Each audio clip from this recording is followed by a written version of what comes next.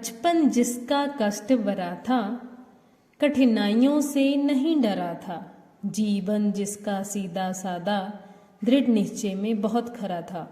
आदरणीय MD sir, MD ma'am, school के प्रधानाचार्य जी और जहां पर उपस्थित सभी शिक्षकगण को मेरा स्नेह भरा नमस्कार।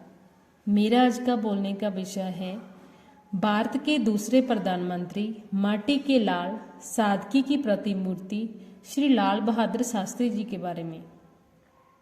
शास्त्री जी का जन्म 2 अक्टूबर 1904 को उत्तर प्रदेश में वाराणसी में हुआ था। उनके पिताजी एक स्कूल में शिक्षक थे। जब शास्त्री जी केवल 1.5 वर्ष के थे तभी उनके पिताजी का देहांत हो गया था। उनकी माँ अपने 3 बच्चों के साथ अपने पिताजी के घर जा बस गई।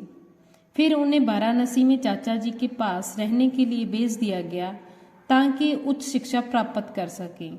शास्त्री जी जब केवल 11 वर्ष के थे तब से ही उन्होंने राष्ट्रीय स्तर पर कुछ करने का मन बना लिया था। इसके साथ ही वे कांग्रेस पार्टी के विशिष्ट नेताओं में से एक भी थे।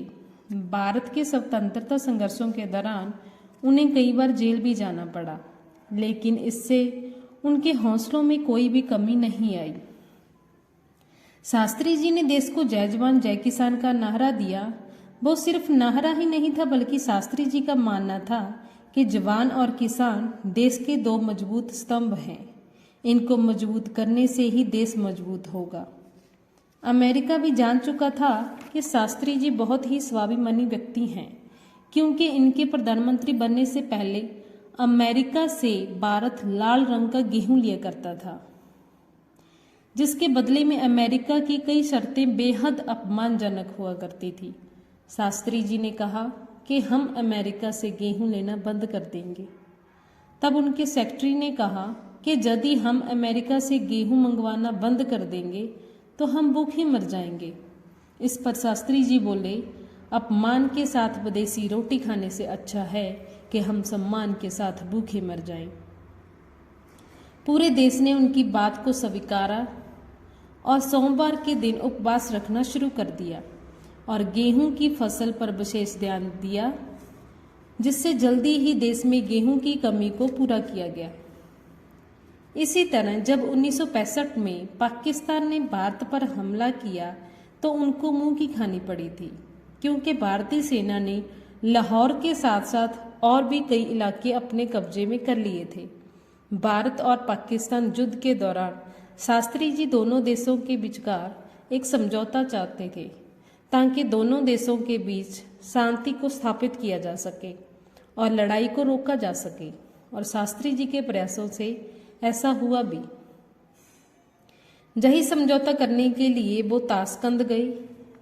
इस समझौते में तय हुआ कि जो भारत की सेना ने जितना इलाका जीत लिया है वो पाकिस्तान को वापस कर दिया जाए और बदले में पाकिस्तान भविष्य में कभी भी भारत के ऊपर हमला नहीं करेगा, ऐसा वचन दे। इस समझौते को करने के लिए वो ताशकंद 8 दिन लगातार वहां के प्रधानमंत्री और उनके मंत्रियों के विचकार वार्तालाप करते रहे, और 9वें दिन जब वार्ता पूरी हो गई तो वो दिन था 10 जनवरी का।